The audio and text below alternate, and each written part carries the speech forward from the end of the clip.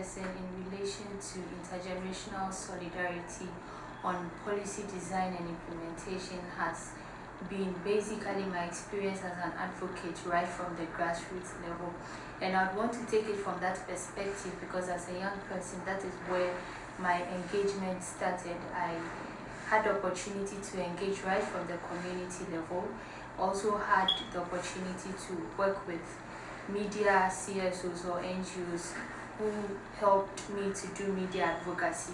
Now, in those instances, I had the experience of you engaging with parents to talk about children's education, issues of child rights. I also had the opportunity to engage even community leaders on issues of sanitation, issues of playing at the community level. So right from there, as a child or as a young person, I was open to older people listening. Well, listening was, it depends, but then it transcended into my engagement right to the senior level of real direct policy engagement, issues of co-creation of policy design.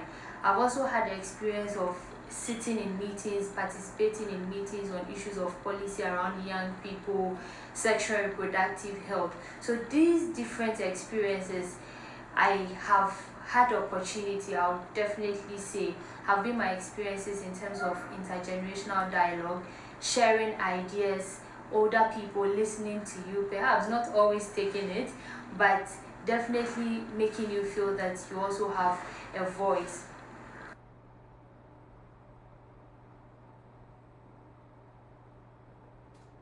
Now, there has been gaps in these issues, definitely not a smooth journey.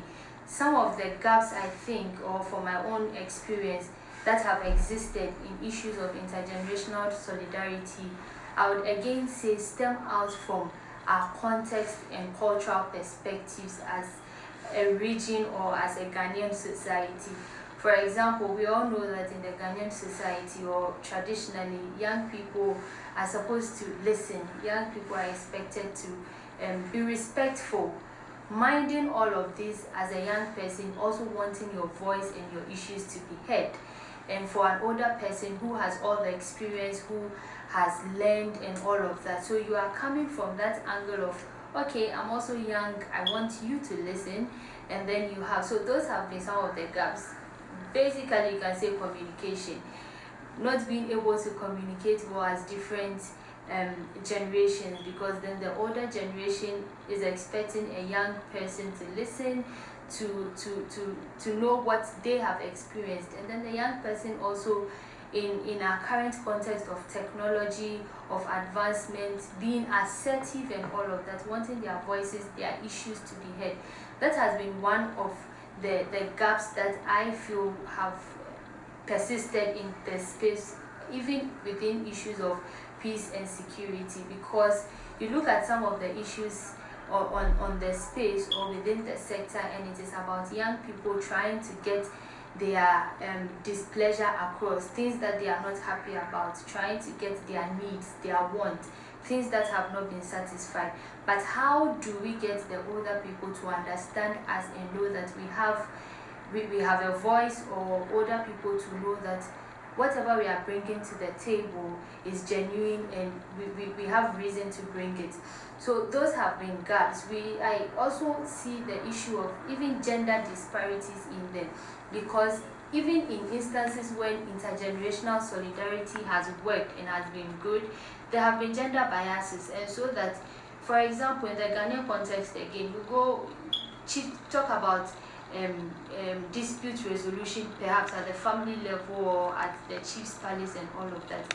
You realize that it is very male dominated. How do, even as young people and as young women or young ladies, have a voice in the space of intergenerational dialogue or intergenerational solidarity? It is possible, it works, but sometimes both sides not understanding themselves, knowing that we all bring different angles or we all come from our different learned experiences, have been some of the gaps. And then the cultural issues being a direct reflection of what happens right from the community or the traditional system into leadership spaces, because you have older people who are leadership spaces and who want young people to bow, for lack of a better word, or submit.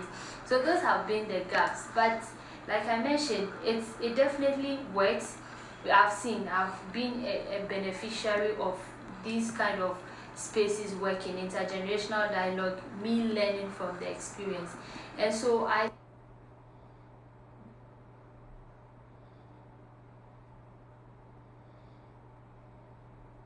moving forward to have a better feel of the system, or to have a better experience of how we can all benefit from intergenerational solidarity, we need to make conscious efforts. And one of the key things that I would always propose and I've always talked about is the issue of conscious mentorship, because that is one of the ways that we have two different generations making a deliberate effort of learning and sharing.